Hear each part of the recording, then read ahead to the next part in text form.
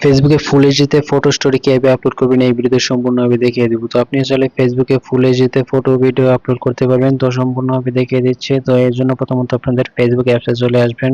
তো এখানে ফেসবুকে ফুল এইচডিতে স্টোরি আপলোড করার জন্য প্রথমত থিওটায় ক্লিক করে দেবেন, এরপর নিচের দিকে চলে যাবেন। তো নিচের দিকে চলে যাওয়ার পর এখানে সেটিংস এন্ড প্রাইভেসির নিচে দেখবেন যে সেটিংস অপশন রয়েছে, জাস্ট এই সেটিংস অপশনে ক্লিক করে দিবেন। তো সেটিংস অপশনে ক্লিক করে দেওয়ার পর এখন আপনারা নিচের দিকে চলে যাবেন। তো এখান থেকে আপনারা খুঁজে বের করবেন মিডিয়া নামে যে অপশনটা রয়েছে, জাস্ট এই মিডিয়া অপশনে ক্লিক করবেন। এখান থেকে আপনারা তো মিডিয়া অপশনে ক্লিক করে দেওয়ার পর এখানে প্রথমত যে অপশনটা অফ করবেন আপনাদের ডাটা সেভের মোড, এটা অবশ্যই অফ করে রাখবেন। তো এটা অফ না করলে আপনাদের এইচডিতে ফুল এইচডিতে কোনো কিছু আপলোড করতে পারবেন না। তো ডাটা সেভার মোড এটা অবশ্যই অফ করে রাখবেন। তো এটা অফ করে রাখার পর আপনাদের যে কাজটি করতে হবে, ভিডিও কোয়ালিটি এর নিচে অপটিমাইজড অপশন রয়েছে, জাস্ট এই অপটিমাইজডে ক্লিক করে দেবেন। এরপর এখানে প্লে এখানে নেভারে ক্লিক করে দেবেন। তো এখান থেকে অবশ্যই এখানে ভিডিও কোয়ালিটি এর জায়গায় অপটিমাইজড দিয়ে দিবেন। আর উপরে যে সেটিংসটা এটা অবশ্যই ডাটা সেভার সবসময় অফ রাখবেন আপনারা, তা না হলে আপনি এইচডিতে কোনো কিছু আপলোড করতে পারবেন না। এরপর এখানে ওটু প্লে স্টোরি ফটোস এখানে দেখবেন যে নেভার এখানে ক্লিক করে দেবেন। এরপর নিচে দিকে আরেকটা অপশন রয়েছে এখানে